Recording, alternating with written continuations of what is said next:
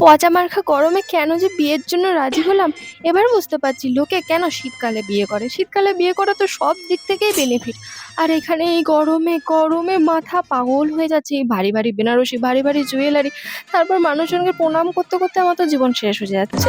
হ্যাঁ হ্যাঁ হ্যাঁ, পাখা কুলার সব তোমাদের দিকে ঘুরিয়ে নাও, আমি কেউ তো নয়, আমি তো আজকে থেকে বলির পাঠা হয়ে গিয়েছি না।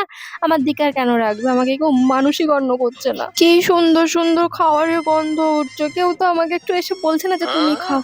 উরি বাবারে কি গরম। আর এরা হয়েছে গিফট দিবি, ছবি তুলবি, বাবা চলে যাবি, এত গায়ে গায়ে আর ঘিসে ঘিসে দাঁড়ানোর কি আছে, গরমে এমনি ঘেমে সব প্যাচ প্যাচে হয়ে যাচ্ছে। তারপর গায়ের কাছে এসে এসে ছবি তুলছে, সেই তো ছবিগুলো ঘরে গিয়ে ডিলিট করে দিবি।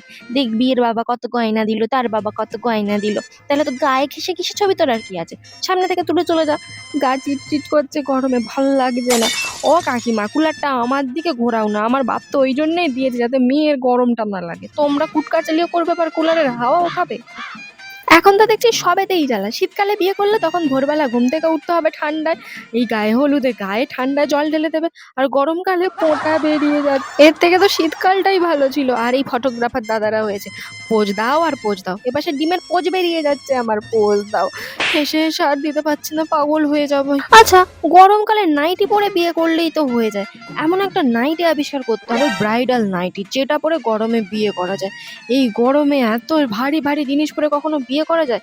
আমি কোনো ফ্যাশন ডিজাইনারকে দেখলে বলবো গরমকালে একটা নাইটি করো যেটা পরে বিয়ে করা যায়, অন্তত কষ্ট তো হবে না।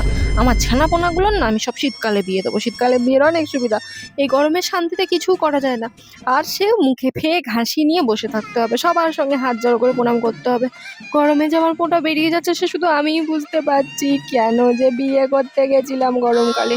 জীবনটাই আমার হাতিপিতি হয়ে গেল রে। সব চিটে যাচ্ছে, চারপাশে সব চিটে যাচ্ছে, এত টাকা খরচা করে আমি ব্রাইডাল মেকআপ করলাম, ভেবেছি বউ ভাত পর্যন্ত টেনে দেবো না, সেটা তো হবেই না। কিন্তু দেখছি আজকে একটু পরেই সব ধুয়ে ধুয়ে মুছে মুছে পড়ে যাবে। যাও না যাও না, সব এসে এত বসে আছো কেন, তোমরা চলে গেলে তাড়াতাড়ি বিয়েটা হলে আমি একটু আরামে বসতে পাই। আমার বিয়েটা হয়ে গেলে একটা নাইটি পরে আমি বসে থাকবো।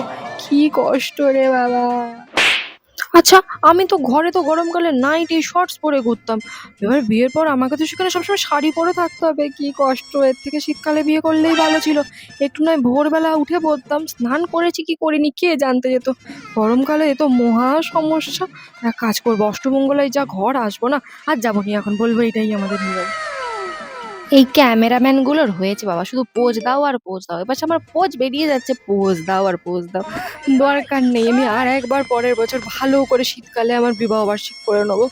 ওরে বাবা, হে গরমে আমি আর পাচ্ছি না রে। ও কাকিমা, কুলারটা আমার দিকে ঘোরাও না, নিজে সেই কুচল করতে করতে দাঁত খুঁজতে খুঁজতে হাওয়া কাটছো।